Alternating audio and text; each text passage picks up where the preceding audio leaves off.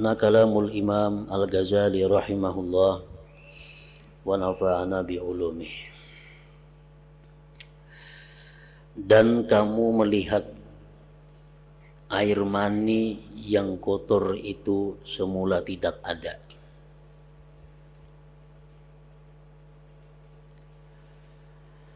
Lalu diciptakan oleh penciptanya Allah Subhanahu wa ta'ala pada sulbi-sulbi laki-laki dan tulang dada perempuan.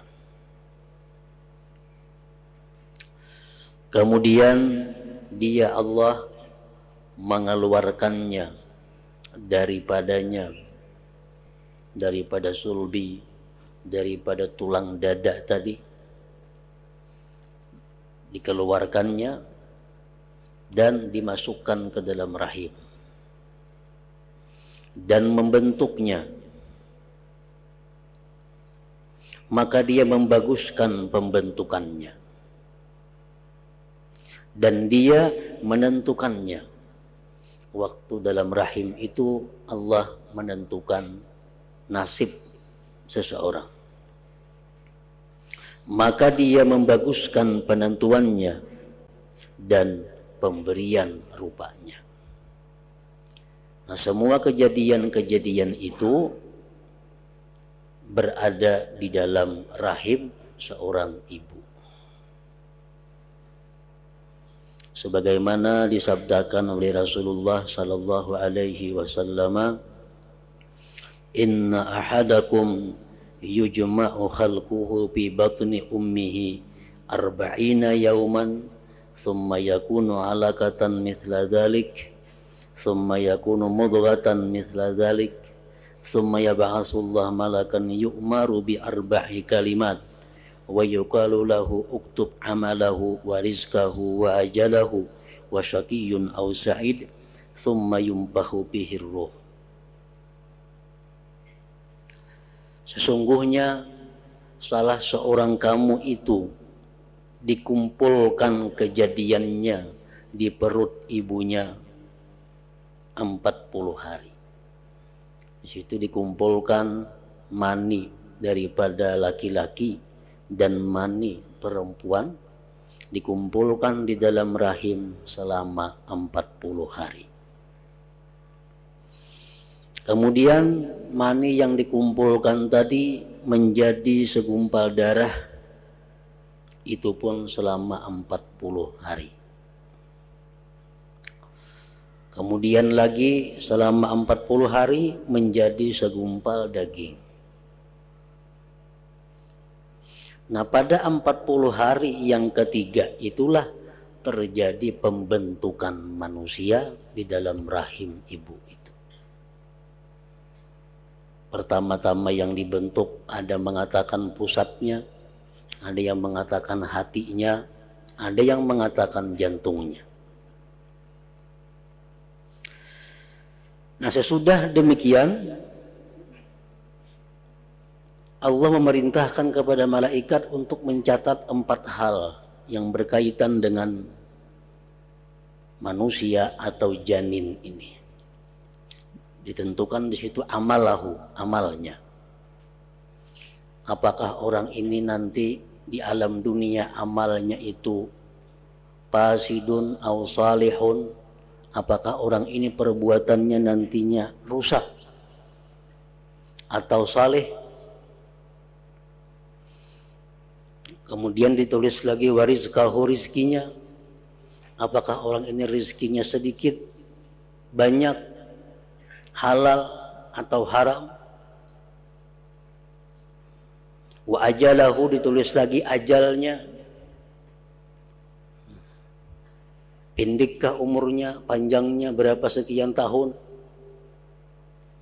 Wa syaqiyyun aw sa'id, di situ ditulis ketentuan dia ini orang yang beruntung atau orang yang celaka. Arti beruntung adalah orang ini akan husnul khatimah, celaka artinya su'ul khatimah.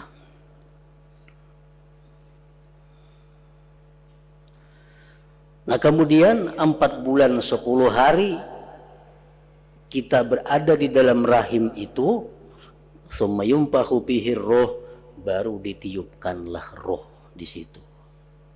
4 bulan 10 hari umur kita. Nah, disinilah ambilannya bahwa seseorang perempuan itu beriddah pada waktu wafat suaminya 4 bulan 10 hari. Itu diperhitungkan bahwa kalau sudah 4 bulan 10 hari itu hilanglah sudah, atau sekada-kadanya tinggal sedikit lagi ada kenangan-kenangan dari perempuan itu terhadap suaminya yang meninggal itu. Karena proses peniupan roh di dalam rahim itu adalah sewaktu janin itu berumur 4 bulan 10 hari tadi.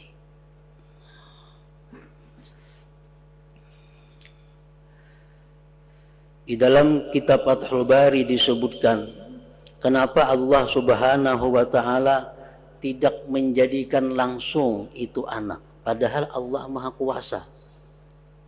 Kenapa 40 hari jadi ini, 40 hari jadi darah, 40 hari jadi daging. Padahal Allah mampu langsung sekaligusnya dibentuk plak jadi manusia. Imam Ibnu Hajar Al-Asqalani menjawab, Baghasyuddin, sekada-kadanya ada 2 hal kenapa Allah melakukan dengan cara seperti itu. Pertama, li'idhari kudratihi, untuk menampakkan kekuasaan Allah.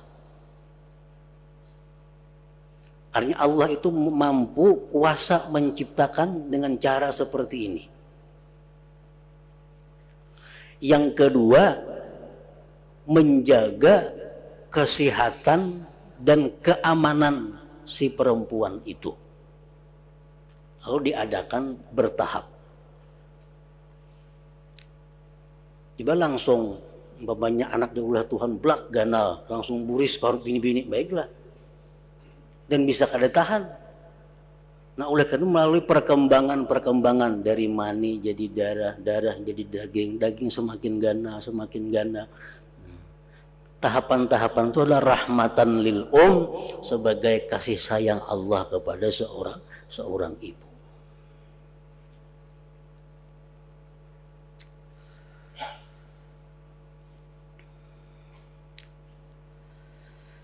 Dan dia Allah membagi bagian-bagiannya yang menyerupai kepada bagian-bagian yang bermacam-macam. Jadi selama 9 bulan 9 hari dalam rahim itu, ini si manusia, ini si janin selalu berkembang. Lalu dia Allah membuat tulang-tulang dengan sempurna pada semua arahnya, dan dia Allah membaguskan bentuk anggota-anggotanya, dan dia menghiasi zahirnya dan batinnya, dan dia Allah menyusun urat-uratnya dan urat-urat sarafnya, dan menjadikan jalan bagi makanan agar demikian itu menjadi sebab kekekalannya. Dan dia menjadikannya si janin tadi mendengar, melihat, mengerti, lagi berbicara. Dan dia Allah menjadikan baginya punggung sebagai dasar bagi badannya, dan perut yang memuat semua alat makanannya, dan kepala yang menghimpun semua panca inderanya. Maka dia Allah membuka kedua mata dan menyusun lapisan-lapisannya, dan membaguskan bentuknya mata tadi, warnanya dan keadaannya. Kemudian dia Allah menjaga mata dengan kelupak-kelupaknya agar menutupinya dan memeliharanya dan mengkilatkannya dan menolak kotoran-kotoran daripadanya. Jadi kelupuk mata ini berfungsi 2 perkara. Secara zahir, kelupuk mata ini diciptakan oleh Allah berfungsi untuk menjaga mata daripada yang mengganggu mata. Karena kelupuk matanya secara otomatis inya bakantup bila ada hal-hal yang pacang mengganggu mata. Dan juga Allah Subhanahu wa taala menjadikan kelupuk mata itu sebagai penghalang bagi hal-hal yang merusak mata hati. Karena kalau kita melihat sesuatu atau terlihat sesuatu yang diharamkan oleh Allah Subhanahu wa taala, maka ada kelupuk mata yang bisa menutup mata agar kita kadang melihat yang diharamkan Allah itu. Dalam hadis kudusi Allah berfirman, "Ya bani Adam wa inna za'aka basaruka fima harramtu 'alaika faqad a'antuka 'alaihi bitabqain fa'atbik." Jadi Tuhan, wahai manusia, jika mendesak akan engkau penglihatan engkau pada sesuatu yang aku haramkan atas engkau. Kenapa mata kita terlihat yang diharamkan Allah? Aku ya Tuhan sudah memberi engkau pertolongan dengan 2 kelupuk mata. Fa'atbik, tutupkan kelupuk mata itu. Nah, jadi artinya kada ada alasan kita di sisi Allah melihat yang haram itu. Ulun talihat pang ya Allah kada kawa. Kenapa? Allah sudah memberi kelupuk mata. Fa'atbik, tutup ya Tuhan. Jadi fungsi kelupuk mata untuk kesehatan mata yang zahir dan keselamatan mata yang batin, yaitu mata hati.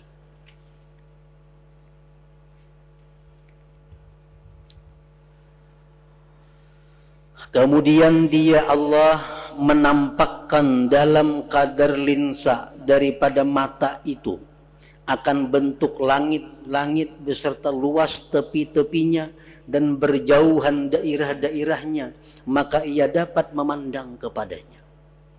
Mata yang begitu halus linsanya itu, tapi mampu melihat seluas langit.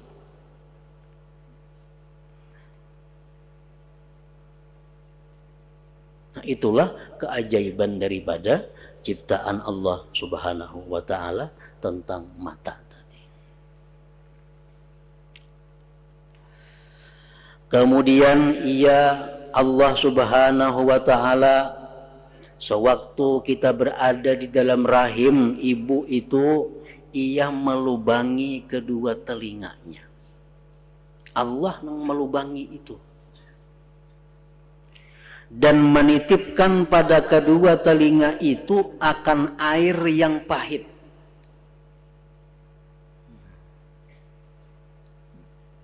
Jadi telinga ini ada banyu nang pahit. Jadi telinganya lembab. Dalam telinga itu adalah lembab. Ada mengandung air yang sangat pahit. Apa gunanya air yang sangat pahit di dalam telinga itu? Agar menjaga pendengarannya dan menolak binatang-binatang kecil daripadanya.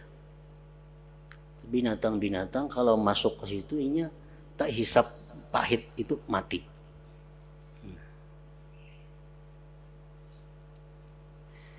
Dan dia Allah mendindinginya dengan daun telinga agar dapat menghimpun suara. Lalu mengirimkannya kepada lubang telinga dan agar merasakan binatang-binatang kecil merayap kepadanya dan menjadikan kepadanya ada pemiringan dan pembingkukan agar banyaklah gerakan sesuatu yang merayap padanya dan panjang jalannya, maka pemiliknya terbangun dari tidurnya apabila binatang menuju kepadanya di waktu tidur. Ini fungsinya daun telinga. Pertama untuk menangkap suara, lalu mengirim ke lubang telinga. Yang kedua fungsi daun telinga adalah menjaga kalau ada binatang nah hendak masuk ke situ, kita sudah merasa ini ada binatang. Bahkan telinga berlubang-lubang kayak gunung, kayak jurang ada, supaya binatang itu lambat jalannya menuju lubang itu. Jadi kalau kita guring, ada samut, sampai kita bangun. Nah, maka pemiliknya terbangun dari tidurnya apabila binatang menuju kepadanya di waktu tidur. Nah, makanya kita kadang-kadang dengar orang kan masukkan samut dalam telinga. Kenapa? Sudah dijaga dengan sedemikian rupa oleh Allah Subhanahu wa taala melalui alat-alat yang diciptakannya pada manusia itu. Dan setiap alat-alat manusia yang diciptakan Allah itu pasti mengandung dua hal, linnaf'i wal jamal. Kata Imam Ghazali dalam kitab Hikmatullah bil Makhluqat. Setiap alat yang ada di tubuh manusia yang zahir ini, yang diciptakan Allah, pasti mengandung dua hal. Pertama, linnaf'i wal jamal, untuk memberikan manfaat dan keilukan. Macam daun talinga, bermanfaat untuk menjaga binatang, satu, dan keilukan. Coba kada bertalinga, baiklah manusia.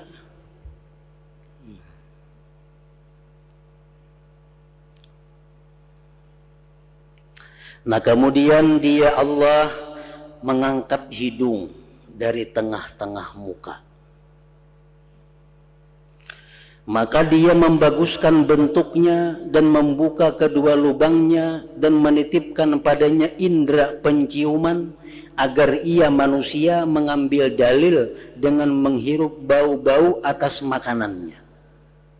Ini makanan ini masih patut dimakan, dicium. Oh sudah kada baik lagi. Nah itu fungsinya antara lain penciuman.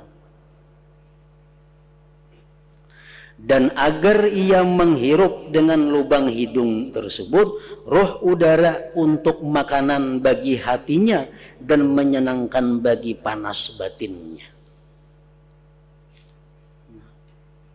Jadi penciuman ini mempunyai dua manfaat yang sekada-kadanya.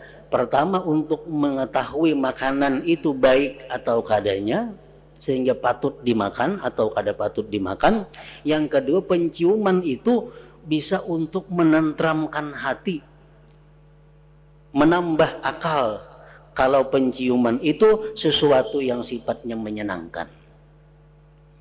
Orang nang pikirannya pina kalut, pikirannya pina sumpak, nah, nyalakan garu nang bau harum, nang suka kita harumnya, itu akan mengurangi kesumpakan, akan mengurangi kegelisahan.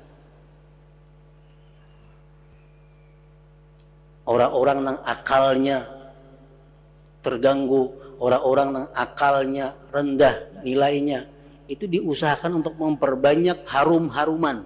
Karena penciuman yang harum itu berfungsi untuk menambah akal.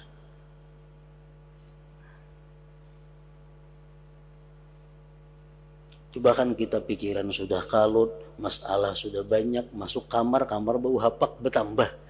Coba kan. Padahal penciuman aja bertambah. Nah, tapi kalau pikiran sulit, pikiran macam-macam, masuk ke ruangan itu harum, itu akan mengurangi gangguan-gangguan yang ada di dalam hati. Nah, itu antara lain fungsinya penciuman yang dititipkan Allah di dalam hidung itu.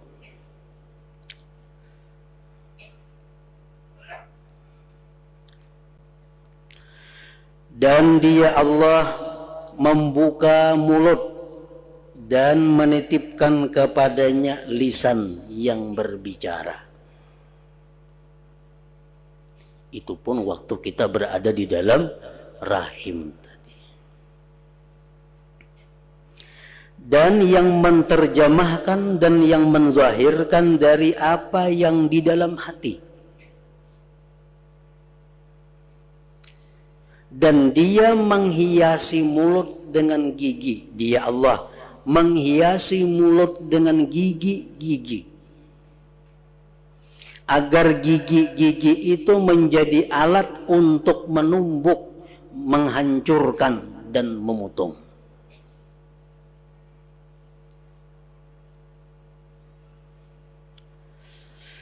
Maka dia Allah menguatkan dasar-dasarnya gigi dan menajamkan kepalanya dan memutihkan warnanya dan menyusun barisan-barisannya dengan sama ujung-ujungnya yang teratur susunannya. Seolah-olah gigi itu adalah mutiara yang tersusun.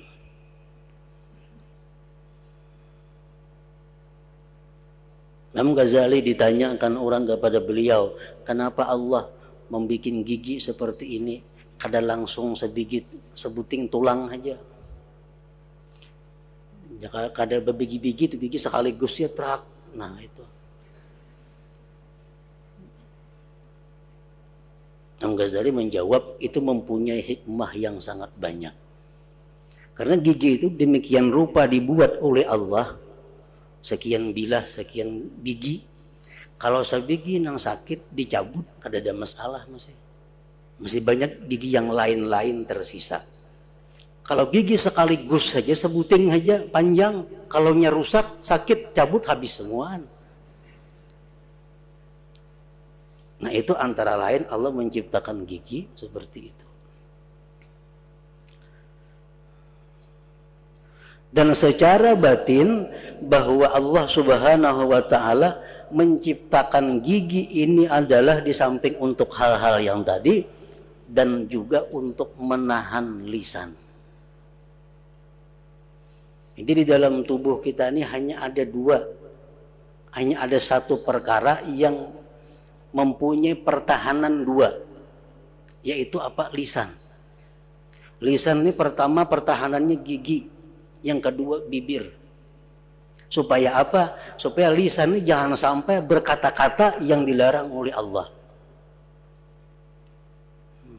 Gigi bangkop, kalau bepandir kada kawa. Bibir pun bakantup makin kada kawa lagi. Nah jadi Allah mempertahankan lisan ini letaknya di belakang gigi dan bibir. Yang isyaratnya apa? Agar manusia itu benar-benar menjaga lisannya. Nah, sehingga Allah letakkan lisan itu sedemikian rupa tadi.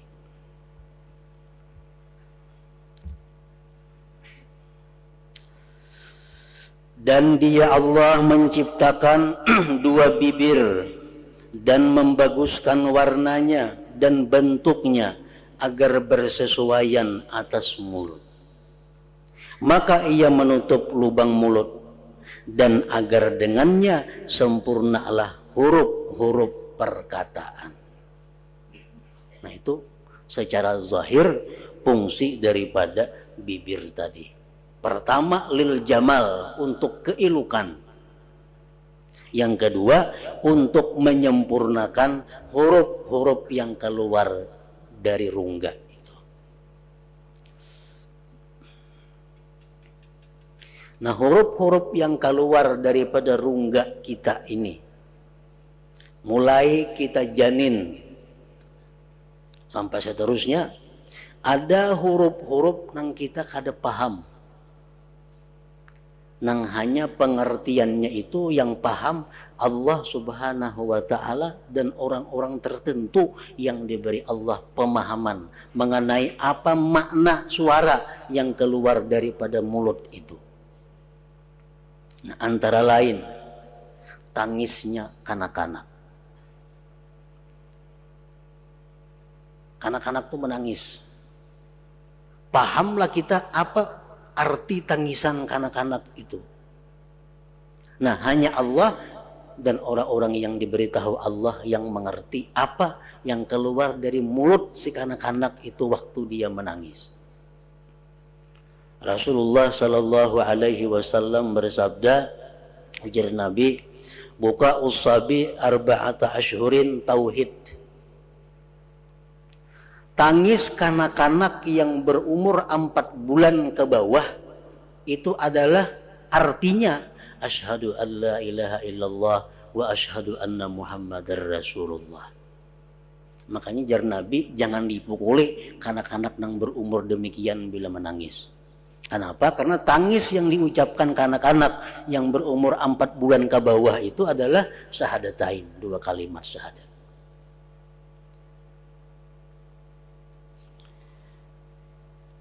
Nah, wa arba'ata ashhurin, 4 bulan kedua, mulai 4 bulan umurnya 5 bulan, 6 bulan, 7 bulan si anak-anak ini yang menangis. Nah, arti daripada tangisnya itu adalah ujar Nabi kita, salatun ala nabiyikum, itu anak bersalawat atasku. Nah, jangan dipukuli juga, jangan disakiti. bila kanak-kanak yang berumur sedemikian itu 4-8 bulan tadi bila menangis. Karena tangisnya itu adalah ucapan salawat atas Nabi kita sallallahu alaihi wasallam.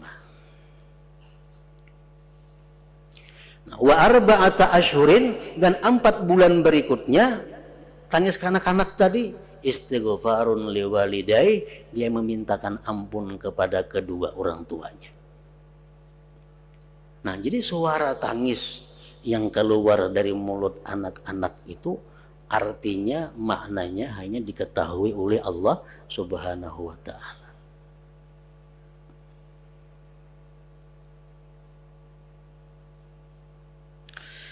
Dan dia Allah Subhanahu wa ta'ala menciptakan kerungkungan tenggorokan dan menyiapkannya untuk keluarnya suara. Dan dia menciptakan bagi lisan akan kemampuan bagi gerakan-gerakan. Lisan kita ini diciptakan Allah mampu bergerak ke kiri ke kanan, ke atas ke bawah. Dan pemutusan-pemutusan suara agar ia dapat memutung suara pada makhraj-makhraj tempat keluarnya suara.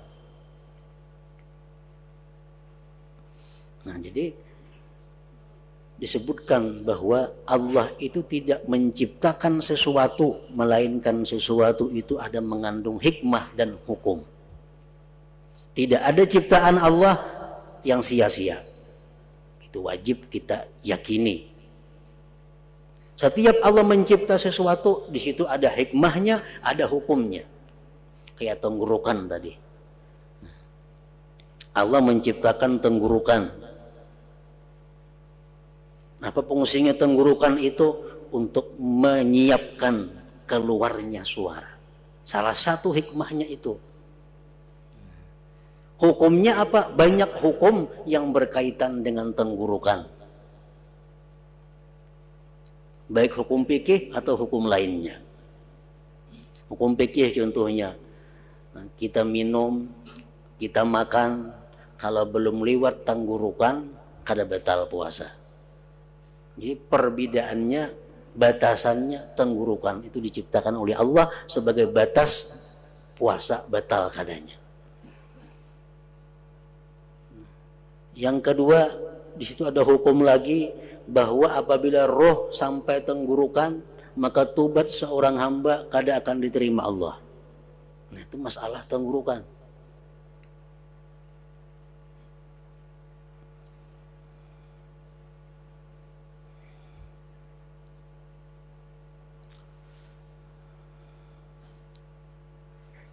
Nah, kemudian lagi setelah Allah menciptakan tenggorokan sebagai alat untuk menyiapkan keluarnya suara, dan dia menciptakan bagi lisan akan kemampuan bagi gerakan-gerakan dan pemutusan suara agar ia dapat memutung suara pada makhraj-makhraj tempat keluarnya suara yang berlainan, di mana dengannya huruf-huruf berlainan agar lapang jalan pengucapan dengannya disebabkan banyaknya.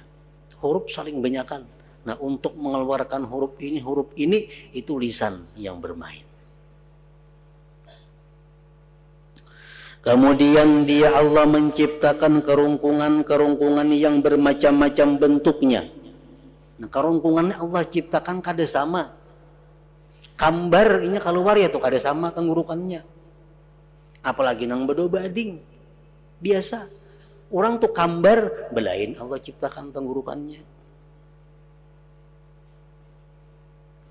Pada sempit, ada yang gana tenggorokan, ranggau suaranya, luas, kasar, halus, kerasnya bentuk, lembutnya, panjang dan pendek, sehingga suara berbeda-beda disebabkannya.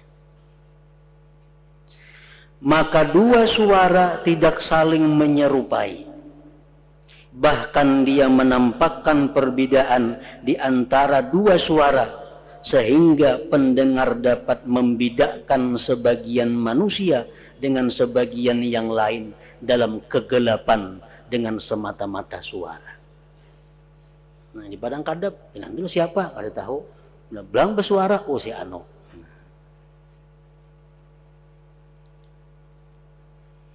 Itulah keajaiban daripada ciptaan Allah Subhanahu wa Ta'ala.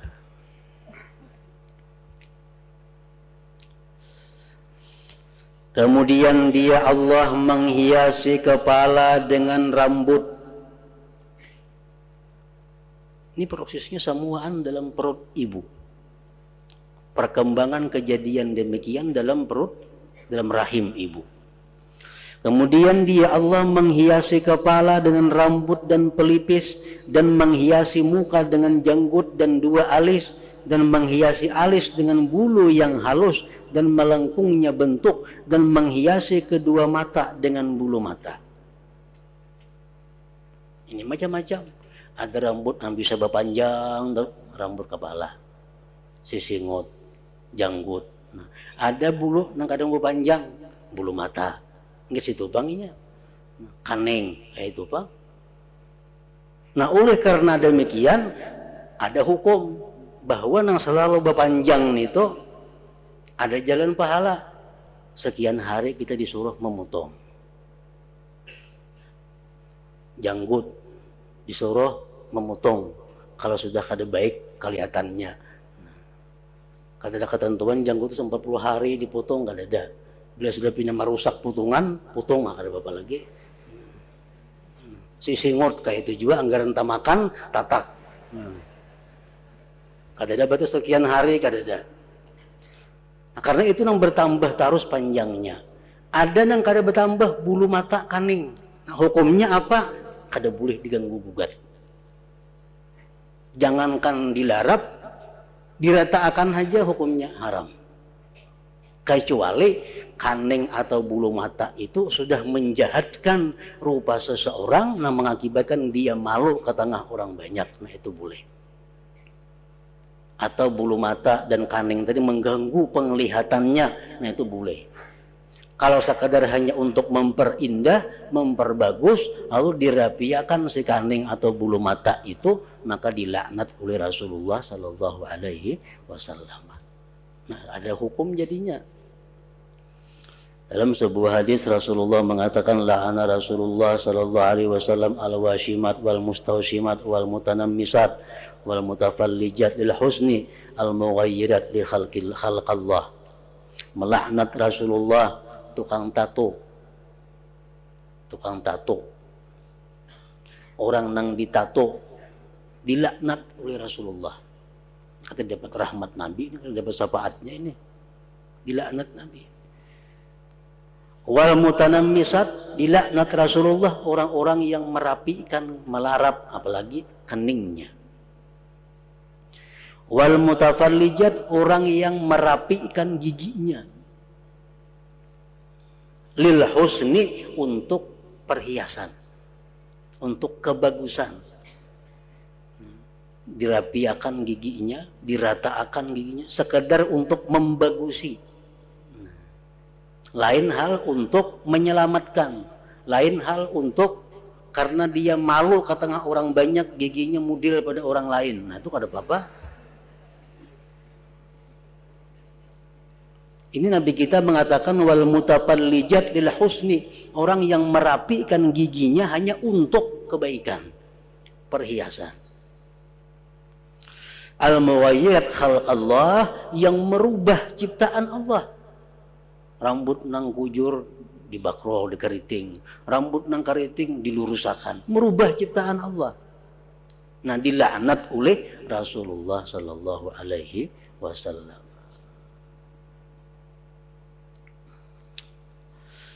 Kemudian dia Allah Subhanahu Wa Ta'ala menciptakan anggota-anggota badan yang batin dan mempekerjakan masing-masing dengan perbuatan tertentu.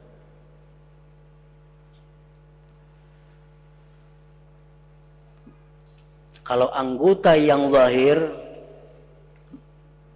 kelopak mata, tangan, batis, jari-jari misalnya, itu Allah memberikan kita kesempatan untuk menguasai.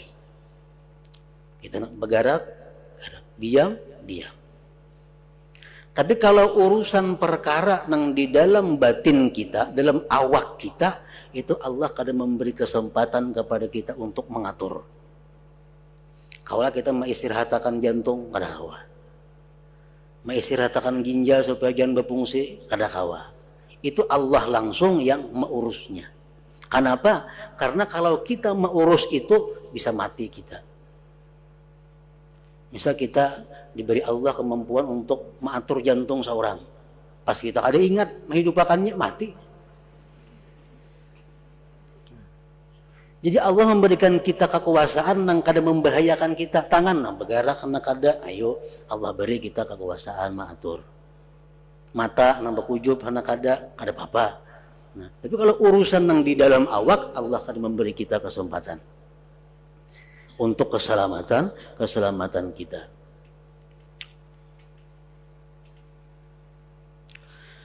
Maka dia Allah mempekerjakan perut besar untuk memasak makanan. Perut besar mengelola makanan. Jantung untuk merubah makanan menjadi darah. Jadi jantung ini bergerak. Perut besar itu bergerak. Nah, untuk menghancurkan makanan. Dan limpa, empedu, dan buah pinggang untuk melayani jantung. Nah, menyuplai ke jantung bahan-bahan yang diperlukan oleh jantung. Maka limpa melayani jantung dengan menarik yang hitam daripadanya, dan empedu melayaninya dengan menarik yang kuning daripadanya, dan buah pinggang dengan menarik air daripadanya. Makanya orang yang gagal ginjal kada boleh banyak minum banyu. Bangkak jantungnya itu. Karena ginjal yang menarik banyu itu kada berfungsi. Kemudian dia mengeluarkannya ginjal tadi pada jalan lubang air kencing.